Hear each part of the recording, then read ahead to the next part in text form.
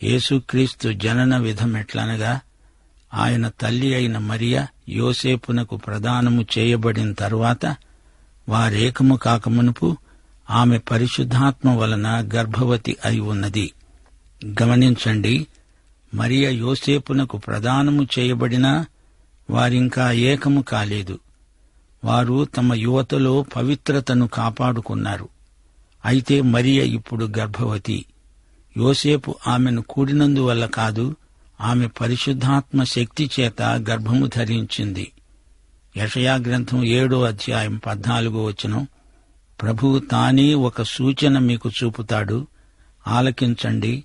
కన్యక గర్భవతి అయి కుమారుణ్ణి కని అతనికి ఇమ్మానుయేలు అని పేరు పెడుతుంది. దేవుడు తన ప్రవక్త ద్వారా ఈ సంగతి ముందుగానే తెలియచేశాడు. ఆకాశము భూమి గతించినా దేవుని వాక్యం అబద్ధం కాదు, కానేరదు. అయితే కన్యక గర్భం ధరించటమేమిటి, ఇది ఎలా జరిగింది అంటూ అడిగేవారు అనేకులున్నారు. జాగ్రత్తగా వినండి. వారు ఏకము కాకమునుపే ఆమె పరిశుద్ధాత్మ వల్ల గర్భవతి అయింది. ఆమె గర్భధారణ శరీరరీతిగా సృష్టి ధర్మాన్ని అనుసరించి జరిగింది కాదు, అది పరిశుద్ధాత్మ జరిగించింది. యోసేపు ఎలాంటివాడు? ఆమె భర్త అయిన యోసేపు నీతిమంతుడై ఉండి ఆమెను అవమానపరచనొల్లక రహస్యముగా ఆమెను విడనాడనుద్దేశించాడు. వాస్తవానికి మోషే ధర్మశాస్త్రం ప్రకారం ద్వితీయోపదేశకాండం 22 23-24 రాసి ఉన్నట్లు మరియ కన్యకగా ఉండి గర్భిణి కావటం వల్ల రాళ్లతో కొట్టి ఆమెను చంపాలి. యోసేపునకు ఈ విషయం ఎంతో మనస్తాపం కలిగించింది. అతడెంతో మంచి మనిషి. మరియ శీలాన్ని శంకించి అందరికీ చెప్పలేదు. ఈ సంగతి రహస్యంగా ఉంచాడు. ఆమెకు ఎట్టి కీడు కలగకూడదని ఆశించాడు. ఆమెను అవమానానికి గురి చేయలేదు. యోసేపు నీతిమంతుడు.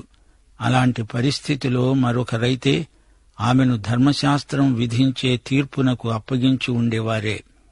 బైబిలులో యోసేపు అనే పేరు గల వ్యక్తులు 10 మంది ఉన్నారు.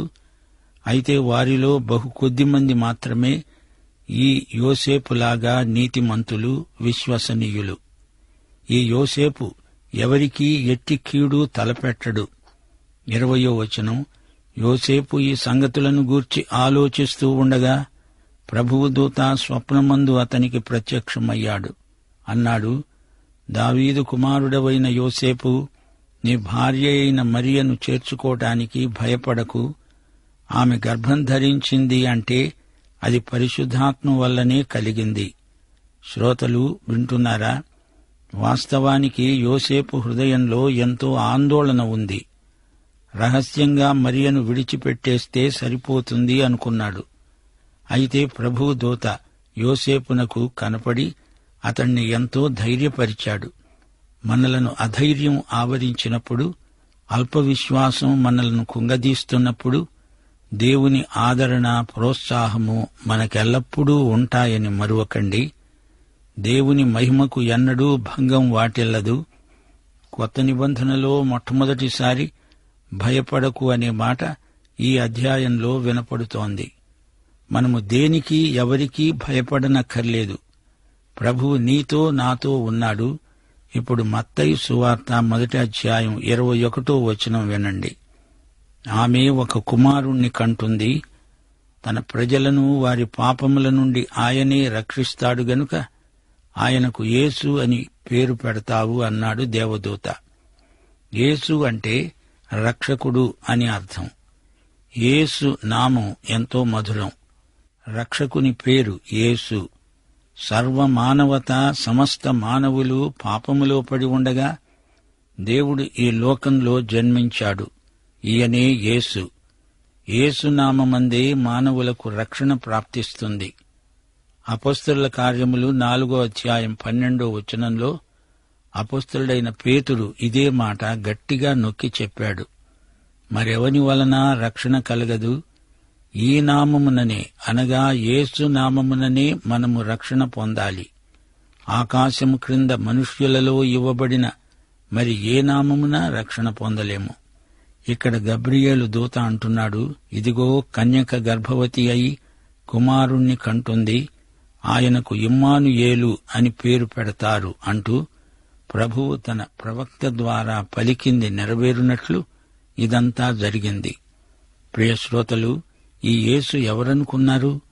ఈయన చారిత్రాత్మకమైన వ్యక్తి మాత్రమే కాదు, పాత నిబంధనలోని ప్రవచనముల నెరవేర్పు ఆయనే. పాత నిబంధనలో యేసు ప్రభువును గురించి దాదాపుగా 300 ప్రవచనాలున్నాయి. అవన్నీ తూచా తప్పకుండా నెరవేరాయి.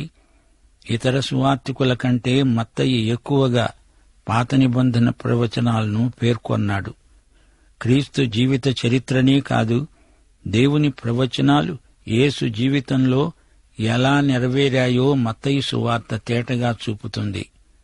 2 కొరింథీ 1:20 అన్నట్లు దేవుని వాగ్దానాలు ఎన్ని అయినా అన్నీ క్రీస్తునందు అవును అన్నట్లే ఉన్నాయి.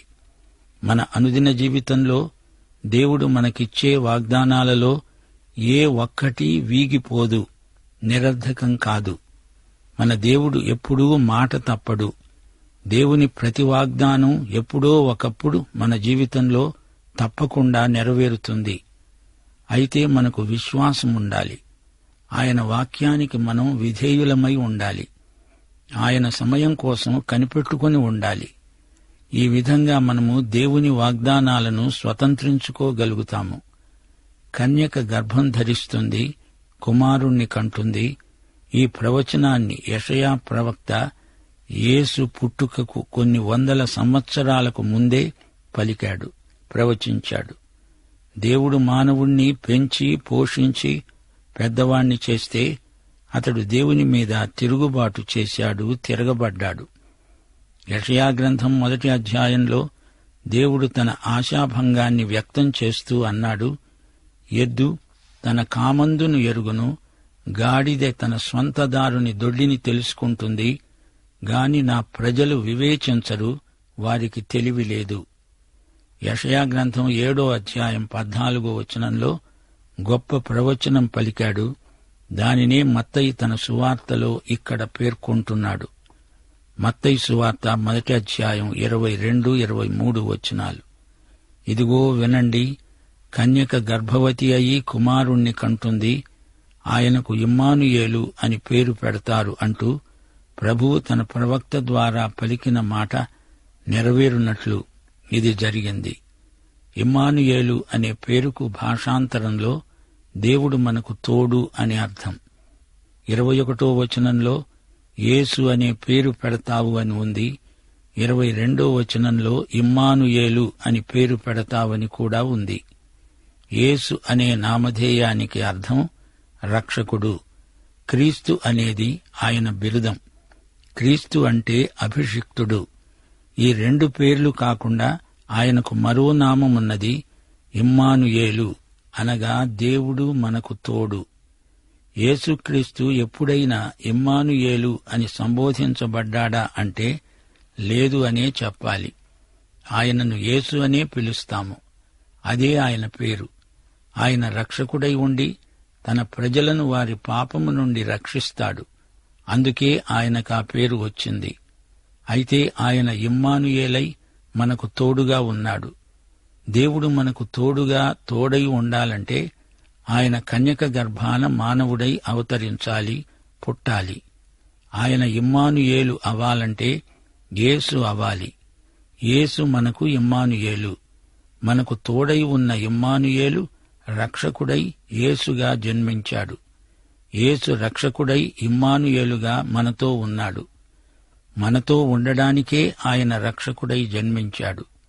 మన యేసు మనకు ఇమ్మానుయేలు. ఆయన యేసు అని పిలువబడుతున్నాడంటే ఆయన దేవుడై మనతో ఉండడమే కారణం.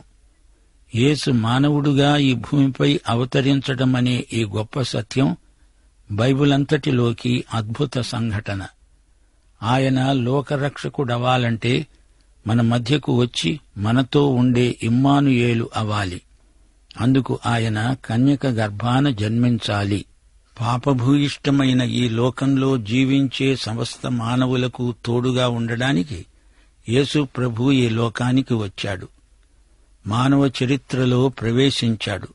ఇదే సత్యాన్ని యోహాను తన సువార్తలో 1వ అధ్యాయం 14వ వచనంలో వ్యక్తం చేస్తూ అన్నాడు, ఆ వాక్యము శరీరధారి అయి కృపాసత్య సంపూర్ణుడుగా మన మధ్య నివసించాడు.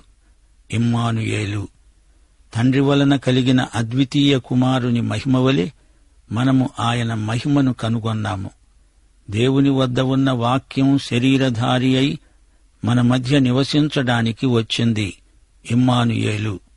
ఇదే భావాన్ని అపొస్తలుడైన పౌలు వ్యక్తం చేస్తూ అన్నాడు, ఫిలిప్పి 2వ అధ్యాయం 6-8 వచనం వరకు. ఈయన దేవుని స్వరూపము గలిగిన వాడై ఉండి దేవునితో సమానముగా ఉండడము విడిచిపెట్టకూడని భాగ్యమని ఎంచుకొనలేదుగాని మనుషుల పోలికగా పుట్టి దాసుని స్వరూపము ధరించుకొని తనను తాను రిక్తునిగా చేసుకున్నాడు. ఆయన ఆకారమందు మనుష్యుడుగా కనబడి మరణము పొందేటంతగా, అనగా శిలువ మరణము పొందేటంతగా విధేయత చూపినవాడై తనను తాను తగ్గించుకున్నాడు. యేసు ప్రభువు వంశావళి మనలాంటిది కాదు. ఆయన మనలాగా పుట్టినవాడు కాడు. ఆయన వాగ్దానం చేయబడిన మెస్సియా. ఆయనను గూర్చి ప్రవక్తలు ప్రవచించారు. మానవుడై జన్మించిన యేసు ప్రభువే మెస్సియా. యేసు ప్రభువుకు శరీరరీతిగా మరియ తల్లి గాని మరియ మాతృత్వం కాదు, దేవుని పితృత్వం పరిశుద్ధాత్మ ద్వారా మనకు క్రీస్తును రక్షకునిగా ప్రసాదించింది. పరిశుద్ధాత్మ వలన జన్మించటం ద్వారా యేసు లోక రక్షకుడయ్యాడు. మరియను పరిశుద్ధాత్మ దేవుడు క్రమ్మటం వల్ల తన వంశావళి నుంచి వచ్చిన ప్రతి పాపము తొలగించబడింది. ఆమె శిశుప్రసూతి ద్వారా రక్షించబడింది. శిశుప్రసూతి అంటే మరియ కన్న శిశువు యేసుక్రీస్తు. మత్తయి సువార్త 1వ అధ్యాయం 24వ వచనం, యోసేపు నిద్ర మేలుకుని ప్రభువు దూత తనకు ఆజ్ఞాపించిన ప్రకారము లేచి తన భార్యను చేర్చుకున్నాడు.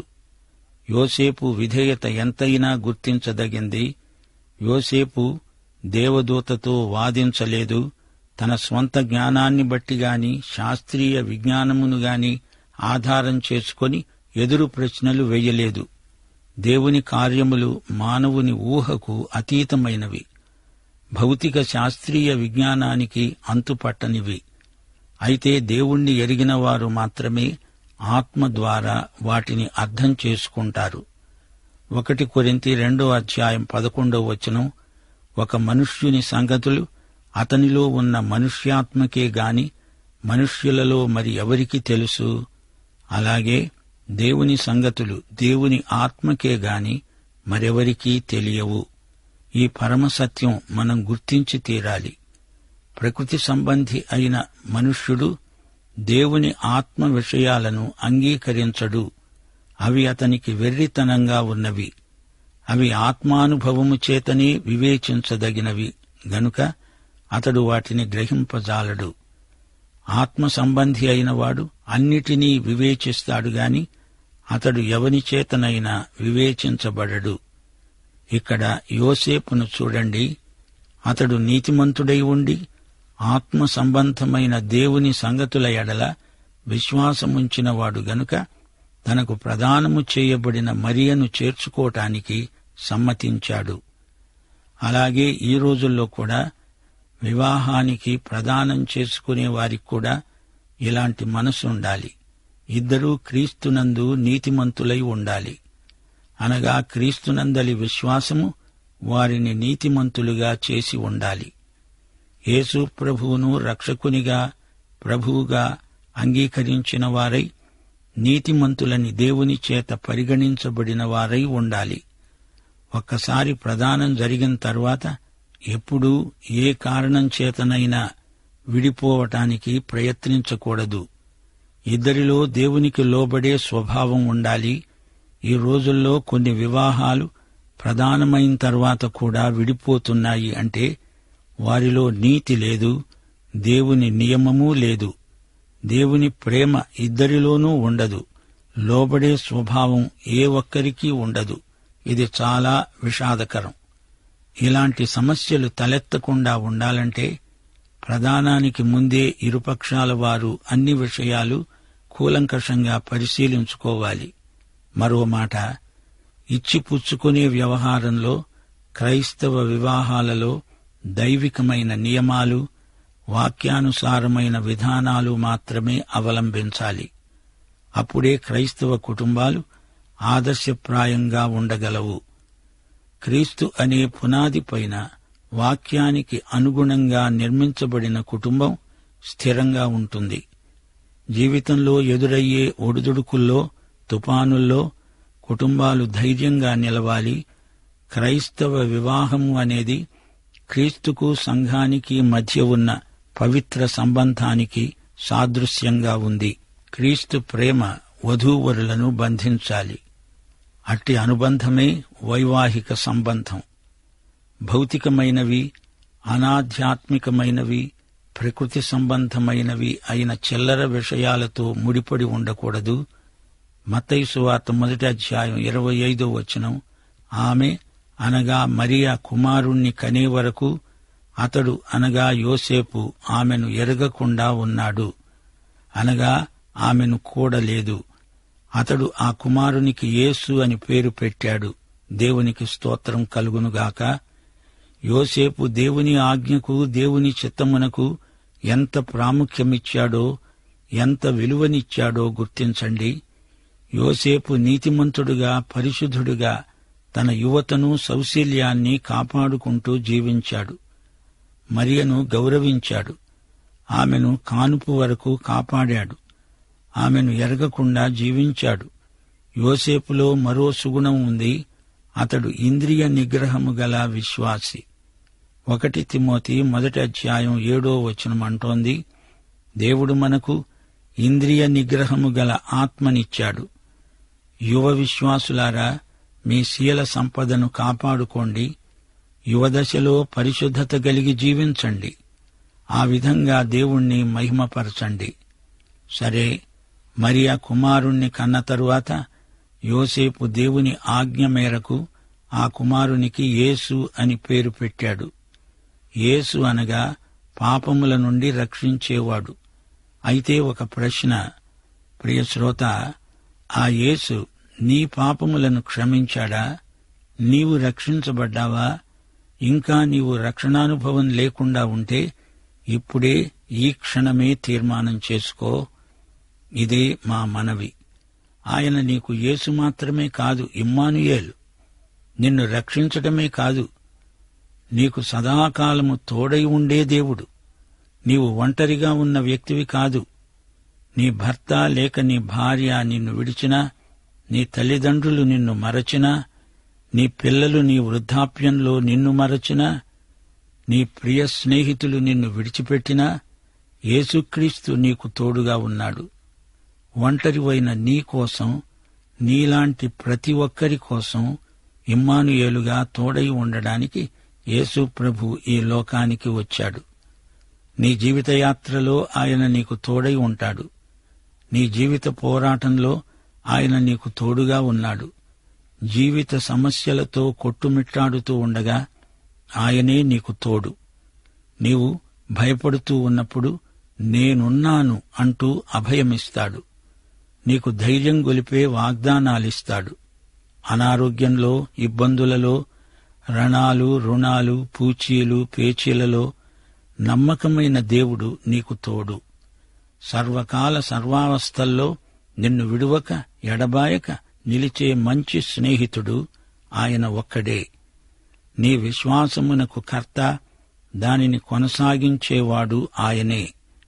ఇదిగో, యుగ సమాప్తి పర్యంతము సదాకాలము నీతో ఉన్నాను అని అభయవాగ్దానం చేసినవాడు ఆయనే. ప్రియ సోదరుడా, సోదరి, నీ తీర్మానం మీదనే నీ నిత్య భవిష్యత్తు ఆధారపడి ఉంది. ఈ పాఠం ముగింపులో ఒక్క మాట. లూకాసు వార్త 1:38 మరియా అన్నది, నేను ప్రభువు దాసురాలను, నీ మాట చొప్పున నాకు జరుగునుగాక. మరియమ్మ వైఖరి మనకందరికీ ఉండాలి. దేవుని మాట చొప్పుననే నీకు నాకు మనందరికీ జరుగునుగాక. మన స్వంత ఆలోచనలు, ప్రణాళికలు, మన భవిష్యత్తు అంతా ఆయనకే నిర్నిబంధంగా అప్పగించడం మనకు మేలు, శ్రేయస్కరం. దేవుని చిత్తానికి మన చిత్తం అప్పగించి నిశ్చింతగా ఉండిపోగలం. మత్తయి సువార్త అంతటా పరిశుద్ధాత్మ యేసు ప్రభు జీవితంలో ఎంత ప్రముఖ పాత్ర వహించాడో ఆత్మనేత్రాలు తెరిచి చూడండి. మత్తయి సువార్త 1వ అధ్యాయం 18, 20 వచనాలు. మరియా పరిశుద్ధాత్మ వలన గర్భవతి అయింది. ప్రభువు దూత స్పష్టం చేశాడు. ఆమె గర్భము ధరించింది, పరిశుద్ధాత్మ వల్లనే కలిగింది. యేసు జన్మ పరిశుద్ధాత్మ వల్ల కలిగింది. మత్తయి సువార్త 3వ అధ్యాయం 16వ వచనం. యేసు బాప్తిస్మము పొందిన వెంటనే నీళ్లలో నుండి ఒడ్డుకు వచ్చాడు. ఇదిగో ఆకాశము తెరువబడింది. దేవుని ఆత్మ పావురము వలె ఆయన మీదికి వచ్చాడు. 4వ అధ్యాయం 1వ వచనం. యేసు అపవాది చేత శోధించబడడానికి ఆత్మ వలన అరణ్యమునకు కొనిపోబడ్డాడు. మత్తయి సువార్త 12వ అధ్యాయం 28వ వచనం. ప్రభు అన్నాడు, దేవుని ఆత్మ వలన నేను దయ్యములను వెళ్లగొడుతున్నాను. మత్తయి సువార్త గ్రంథం ముగింపులో ప్రభువు ఇచ్చిన అభయ వాగ్దానం మా శ్రోతలకు మరోసారి జ్ఞాపకం చేయగోరుతాము. ఇదిగో, యుగ సమాప్తి వరకు సదాకాలము మీతో ఉన్నాను. ఇమ్మానుయేలును నేనే. రాజైన హేరోదు దినములందు యూదయ్య దేశపు బెత్లెహేములో యేసు పుట్టిన పిమ్మట ఇదిగో తూర్పు దేశపు జ్ఞానులు యెరూషలేమునకు వచ్చారు. హెరోదు రాజెవరు? బెత్లెహేము ఎలాంటి ఊరు? తూర్పు దేశపు జ్ఞానుల సంగతేమిటి? ఈ విశేషాలను ఈ పాఠంలో నేర్చుకుందాము. రాజైన హెరోదు ఎదోము వంశానికి చెందినవాడు. ఎదోము వంశమంటే ఏశావు సంతతి గనుకే హెరోదు యూదులకు శత్రువు. హెరోదు బహు క్రూరుడు. ఇతడు యెరూషలేము దేవాలయాన్ని తిరిగి కట్టించాడు. భక్తి గలిగి ఆలయం నిర్మించాడనుకుంటున్నారా? అలాంటిదేమీ లేదు. తన గొప్పను చాటుకోవడానికి అలా చేశాడంతే. ఇతడు యూదులకు వ్యతిరేకి అవటం చేత యేసును ఏ విధంగానైనా చంపాలని చూచాడు. హెరోదు అనే పేరుకు గర్వం అని అర్థం. పేరుకు తగిన తీరు. పాలస్తీనా రాజులకు హెరోదు అనేది బిరుదమైపోయింది. హెరోదులు 7 దాకా ఉన్నారు. అందరూ హెరోదులే. మొదటి హెరోదు, రెండో హెరోదు, మహాహెరోదు అంటూ వారిని గుర్తించాలి. యేసు ప్రభు కాలంలో రాజ్యం వెలగబెట్టిన హెరోదు మహాహెరోదు, అనగా గొప్ప చక్రవర్తి అయిన హెరోదు. ఇతని హయాములోనే యూదయ్య దేశపు బెత్లెహేములో యేసు పుట్టాడు. మరి బెత్లెహేము సంగతేమిటి? ఈ బెత్లెహేము జనపదానికి బైబిలులో ఎంతో ప్రాధాన్యం ఉంది. బెత్లెహేము అంటే రొట్టెల గృహం, ఆహారశాల. పూర్వం ఈ ఊరి పేరు ఎఫ్రాతా. యాకోబు భార్య అయిన రాహేలు మరణించినప్పుడు ఆమెను ఈ బెత్లెహేములోనే పాతిపెట్టారు. నయోమి, ఎలీమెలెకు అనే వారి ఊరు బెత్లెహేమే. రూతు భర్త బోయజు ఊరు కూడా బెత్లెహేమే. దావీదు గొప్ప రాజు, అతని ఊరు కూడా బెత్లెహేము. ఈ బెత్లెహేములోనే యేసు ప్రభు పుడతాడని మీకా ప్రవచించాడు. మీకా 2వ అధ్యాయం 12, 13 వచనాల్లోని ప్రవచనం. ఇశ్రాయేలు, యూదా జనాంగములను ఒకటిగా సమకూర్చి యేసుక్రీస్తు వారికి రాజై పరిపాలిస్తాడు. ఈ ప్రవచనం యేసు ప్రభు 2వ రాకడలో నెరవేరుతుంది. యేసు ప్రభు ఈ లోకమంతటినీ ఏలుతాడని, విశ్వవ్యాప్తంగా నీతి, శాంతి, సమాధానములు స్థాపిస్తాడని మీకా ప్రవక్త ముందుగానే ప్రవచించాడు.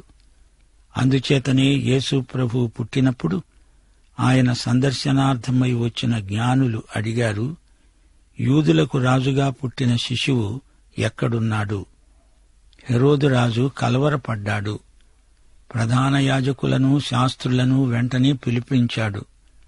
వారిని ఇదే సంగతి అడిగాడు. వారు మీకా గ్రంథం 5వ అధ్యాయం 2వ ప్రవచనాన్ని గురించే చెప్పారు.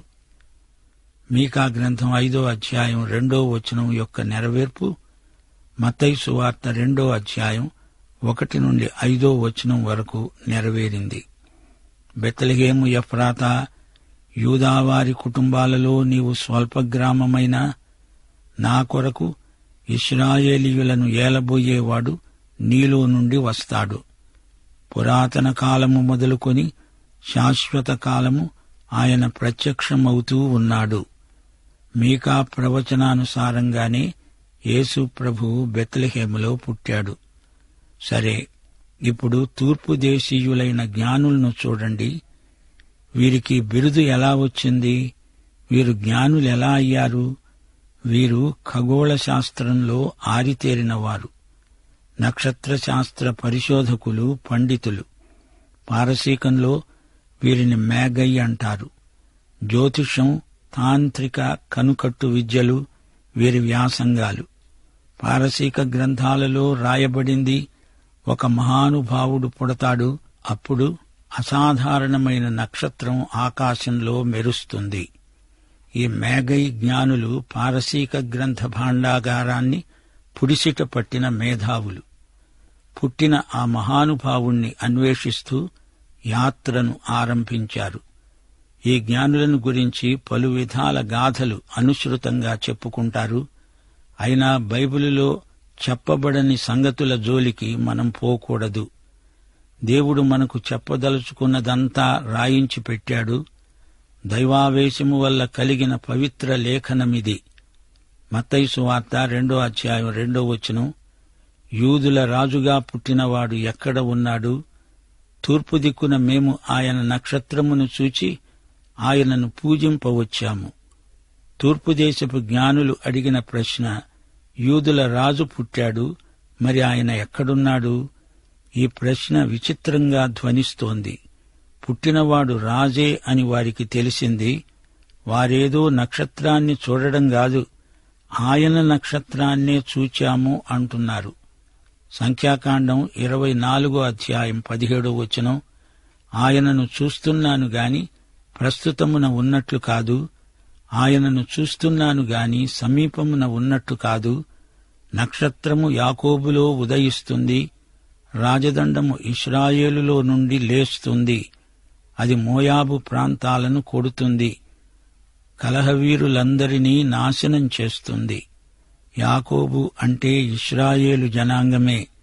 నక్షత్రం ఇశ్రాయేలు జాతిలో ఉదయిస్తుంది. రాజదండము అనగా దాన్ని ధరించిన రాజు ఇశ్రాయేలులో నుండి వస్తాడు. ఇది బిలాము పలికిన ప్రవచనం. దేవునికి స్తోత్రం. నక్షత్రము, రాజదండము ఒకదాని వెంబడి ఒకటి కదలాలి. ఆ నక్షత్రానికి సూచనగా ఉన్న ఇశ్రాయేలు జనాంగములో నుండి మెస్సియా యేసురాజు జన్మించాడు. ఈ తలంపు ఎంతో రమ్యము, ఆహ్లాదకరము. ఈ జ్ఞానులు మోషే ధర్మశాస్త్రాన్ని కూడా పరిశోధించినట్లు కనపడుతున్నది. మత్తయి సువార్త 2వ అధ్యాయం 3వ హెరోదురాజు ఈ సంగతి విన్నప్పుడు అతడు, అతనితో కూడా యెరూషలేము వారందరూ కలవరపడ్డారు. జ్ఞానుల మాటలు హెరోదురాజును కలవరపెట్టాయి.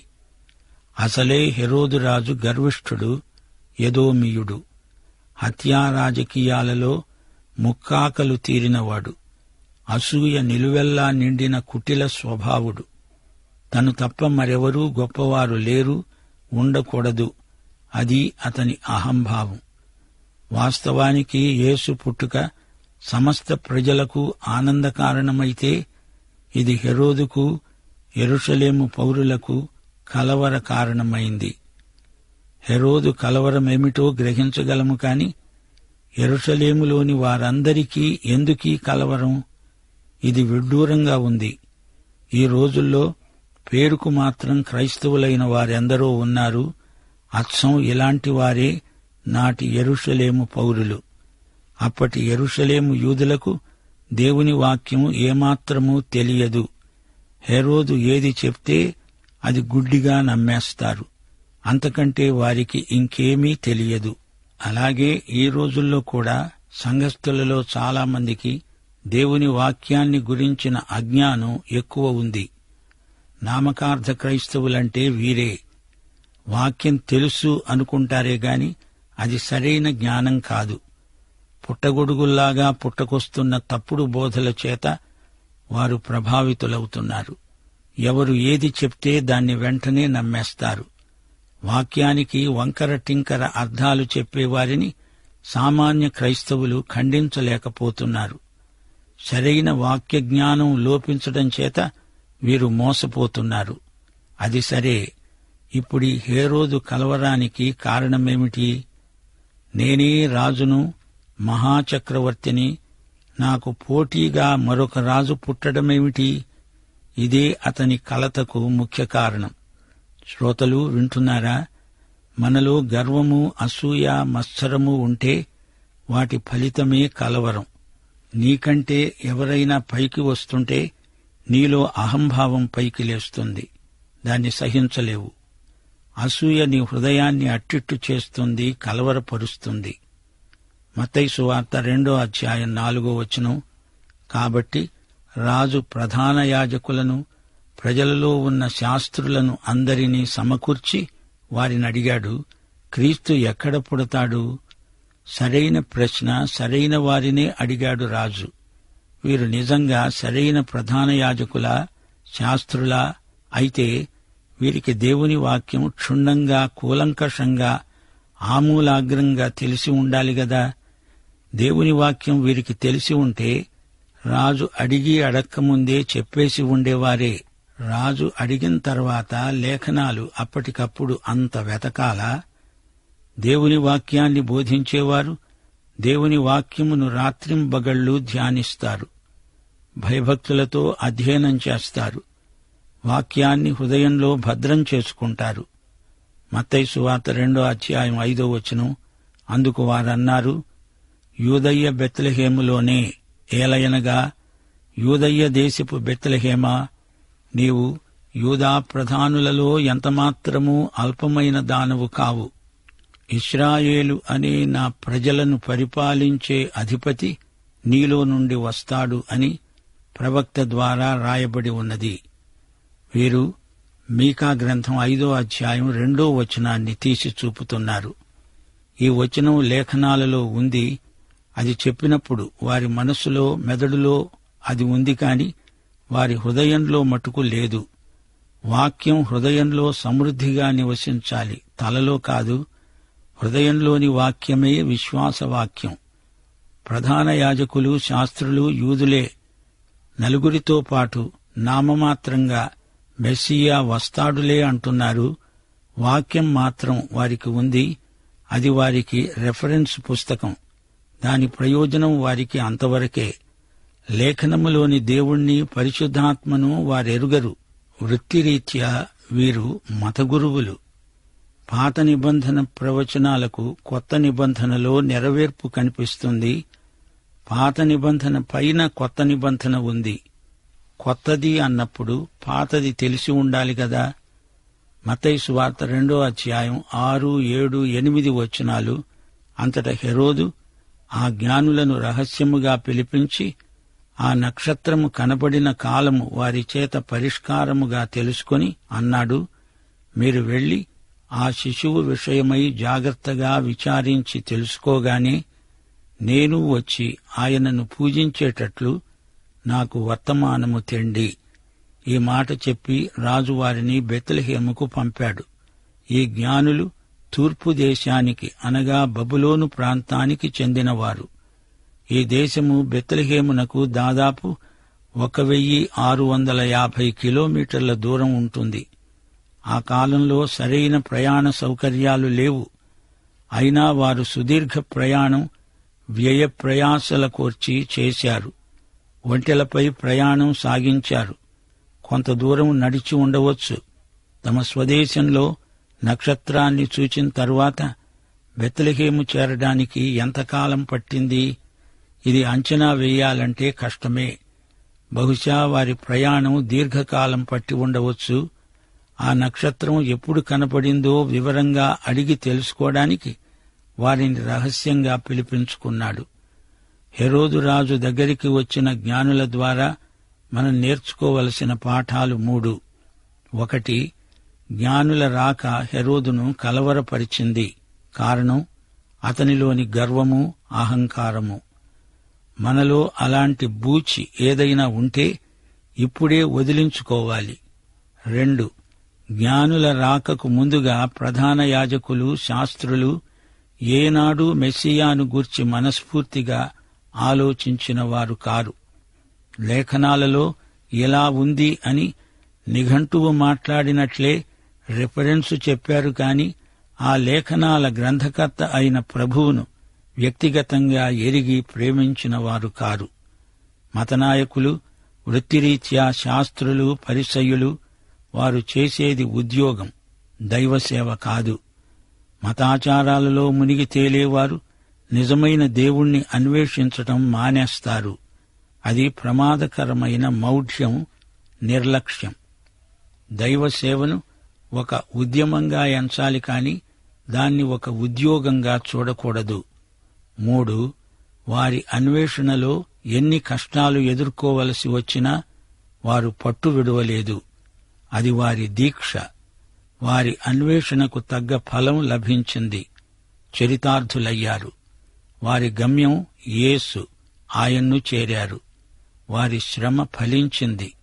ప్రభువును చూచారు. ఆయనను ఆరాధించారు. జ్ఞానులు అనే మాట యేసును చూచినప్పుడే వారి పట్ల సార్థకమైంది. అంతవరకు వారు అన్వేషకులు, ఇప్పుడో వారు జ్ఞానులు. రాజేమన్నాడు? మీరు వెళ్లి ఆ శిశువు సంగతి జాగ్రత్తగా విచారించి తెలుసుకోగానే నాకు వర్తమానం తెండి, నేను వచ్చి ఆయనను ఆరాధిస్తాను. రాజు వారిని బెత్లెహేముకు వెళ్ళండి అని చెప్పి పంపాడు. ఎంత మృదువుగా, ఎంత నమ్రతగా ఉన్నాయి మాటలు. నోరు మాట్లాడుతుంటే నొసలు వెక్కిరిస్తోందిట. ఈ మాటలు హెరోదు యొక్క హృదయంలో నుంచి వచ్చినవి కాదు. హెరోదు అసలు ఎలాంటివాడు?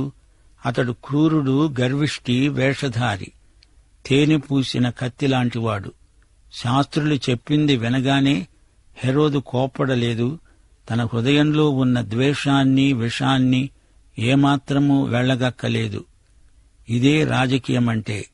తన కోపాన్ని, ద్వేషాన్ని దిగమింగినవాడై జ్ఞానులను మోసం చేయడానికి కల్లబుల్లి మాటలు చెబుతున్నాడు.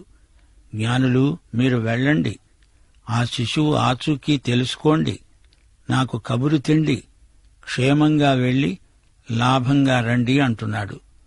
నాక్కూడా ఆయన్ను ఆరాధించాలని ఉంది అని పైకి అంటున్నాడు గాని అతడు స్వగతంలో ఆ శిశువును చంపాలని ఉంది అనుకుంటున్నాడు.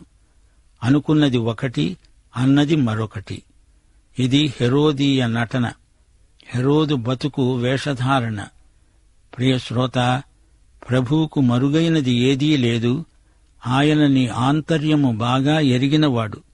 ఎదుటి వ్యక్తిని మోసం చేయగలవు, నిన్ను నీవు కూడా మోసం చేసుకుంటావు గాని దేవుణ్ణి ఎవరూ మోసం చెయ్యలేరు. మోసపోవద్దు. దేవుడు వెక్కిరించబడడు. నీవు ఏది విత్తుతావో అదే పంట కోస్తావు. హెరోదు జీవితం మనకు ఈ రోజున గొప్ప హెచ్చరిక. ఒక చెడ్డ కార్యం తలపెట్టి మంచి కార్యం చేస్తున్నట్లు హెరోదు నటిస్తున్నాడు.